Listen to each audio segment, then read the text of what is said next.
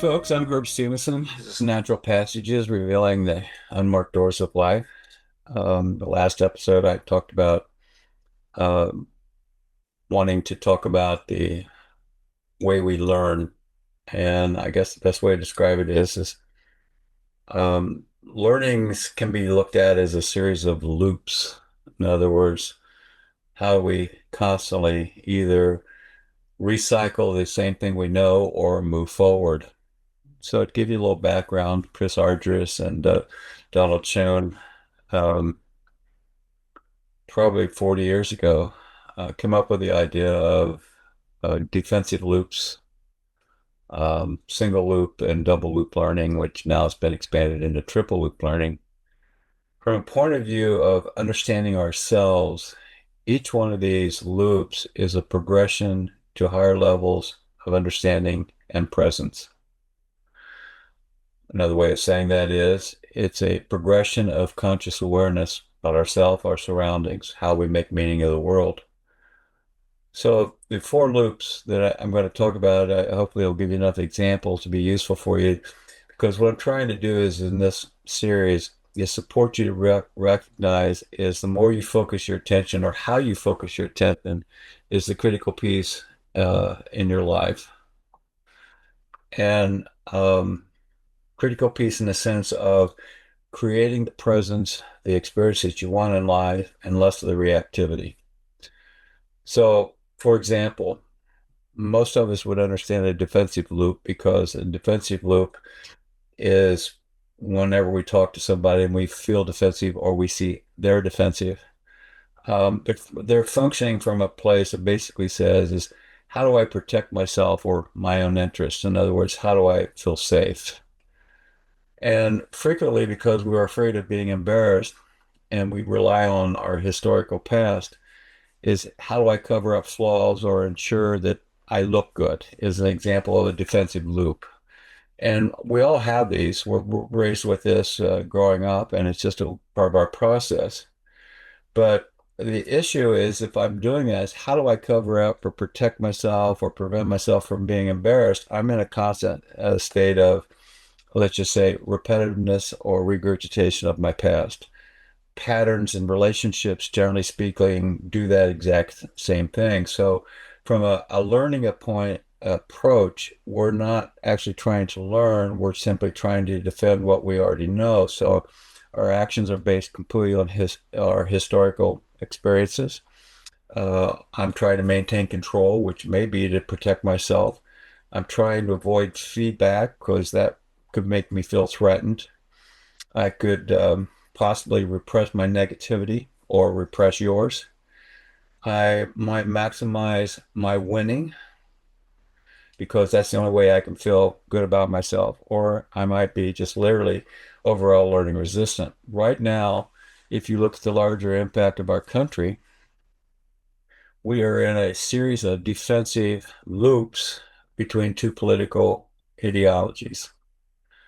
And the result of it is everybody is trying to protect their own turf. Everybody is trying to, let's just say, uh, stay safe. I think that's probably the best way at this point. If we move that into a different thing, and this progresses, and all of us do this on a day-to-day basis, single learning basically means, are we doing it right? Am I doing what I should be doing right? So calculating math problems is doing it right or wrong.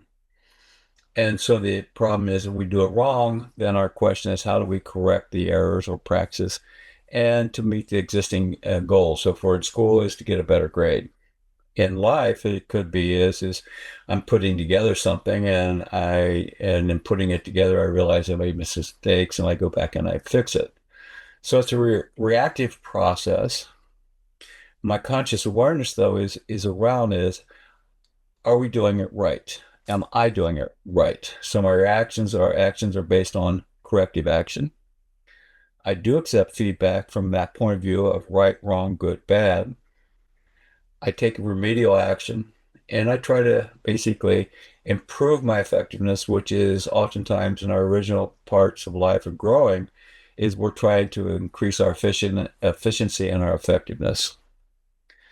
Now, all of us do that because going through school, 90% of the original educational process that we all go through is it's the problems are right or wrong. We're also taught morality of you're good or bad, oftentimes loosely speaking, in the sense of it's often used against us uh, in order to get us to behave the way somebody prefers that we should behave. Now, from a presence point of view, as we begin to examine and witness ourselves and develop more conscious awareness, we create double loop learning. And it's, are we doing the right things? So we begin to, if we look at a problem or a situation, let's just say it's a relationship, what are the assumptions I'm making about how to achieve the goals, which is a good relationship? Are they correct, the assumptions? Do we need to change strategies? You've heard me frequently say that when I'm working with somebody and trying to establish relationship, is help me understand how you got to that conclusion. Help me understand how you came to that interpretation. That is beginning the process of me not using my assumptions to impose upon them. I'm trying to understand them so that I could be open enough sufficiently to be able to relate to them better. So this leads to what's basically called as a learning approach is I'm now reflective. My actions are based on a reflection of, okay, what is it that I'm assuming in this process? What am I assuming about this other person? What am I assuming about the situation? So it's an action-based reflection. Oftentimes action research is based on this, is where you do something and you learn from it and you adjust and you move forward. You begin to question your own assumptions about activities, situations, or conclusions, and you begin to prioritize long-term efficacy, which means competency or capabilities. And when we do that, what ends up happening is we have moved now, if you look at it, we've gone from defensive to is this a right or wrong type of problem to is this the right problem and the right way of looking at things. And then we began to go to the third loop, which is where we actually began to develop much more comprehensive conscious awareness, which is triple loop learning. How do I know what's right? Now, this is one where the assumptions that we have made begin to really get questioned and becomes a lot of the times the difficulty that happens in families is because cultural dynamics, family dynamics come into play, and we begin to ask ourselves, is this the right thing? Are we doing uh, what's right? Not are we doing it right or are we doing the right things? Is how do we know what's right as far as our situation, our relationship? So when we do that, we begin to ask ourselves, well, what other possibilities are? It's no longer right, wrong, or it's no longer about just core assumptions. It's saying what's possible. And we begin to look at a larger perspective of ourself and life. And so we began to do action-based inquiry. There's actually a lot of what Schoen and Argyris did, what led to action inquiry types of methodologies. But we begin to question the operating paradigm or what is the underlying belief or let's just say culture for now that holds us together. So I may have a certain way of believing how certain things should be, how relationships should be. I may have a variety of things. And I began to question my operating paradigm. In other words, of saying, am I seeing what is actually all here? It's not about doing it right. It's not about doing the right things. What is the defining, let's say, values, principles of our relationship? Now, in day-to-day life, we don't get to this place frequently because we think that we're supposed to be focusing only doing things right and the right things in order to be successful. But when we begin to question the larger issue, then what happens is we have begun to create an awareness of the role of ourself, of learning, and we begin to prioritize learning. In other words, we open our mind to other possibilities. And so the difference when we look about this is all of us progress, excuse me, chronologically, but also developmentally through these processes. So the earliest part of school is learning, are we doing it right? Are we behaving properly? All of those types of things. Then are we doing the right things? Is it evolution as we go through more educational process and life experiences? We begin to realize there's other ways of doing problem solving, let's say, or in relationships. And then finally, we began to come to what is called self-definition in my perspective. The self-definition says this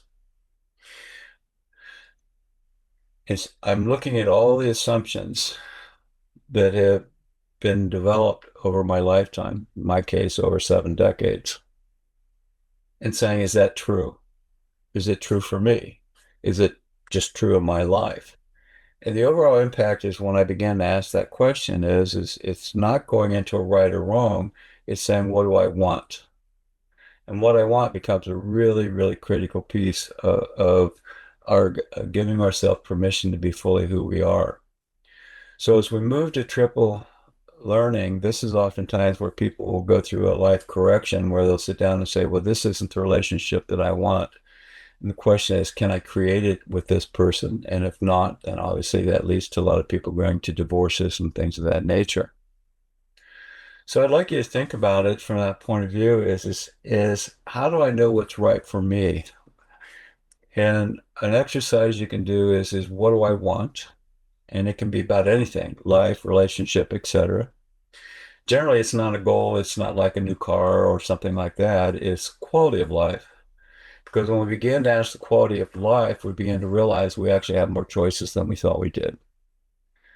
So as we continue this process, and I'll probably do a few more of these short videos, is trying to show us or reveal to you that when you make a commitment to yourself to shift, to change, to look at yourself from a different perspective, you begin to develop the eyes necessary to witness and become consciously aware of yourself more frequently. So some of the slow down processes we did, as I talked in the last podcast, was making eye contact in a different way instead of looking through a person or using it to judge who they are or where they are. You're just accepting and validating their experience. That's coming from a whole different place of being in the world. So I encourage you to try that. Try some experiences of that nature instead of just driving to work. Slow down and go a different path and look at what you're missing. Or if you have somebody else to ride with, ride instead of drive. Let go of control and take the time to see all the places and things that you haven't seen along the way. Any of these changes will feel uncomfortable at first. One of the things I used to do is every once in a while, it's so easy to drive. So I just took a bus or I would take a train, transit downtown, and as a result, just have a completely different experience of just how are you in the world. So I hope a few of these things are insightful for you. Uh, I look forward to chatting with you soon again. It's Herb Stevenson from Natural Passages Revealing the Unmarked Doors of Life. And I truly wish that you take a moment for yourself. Be well. Goodbye.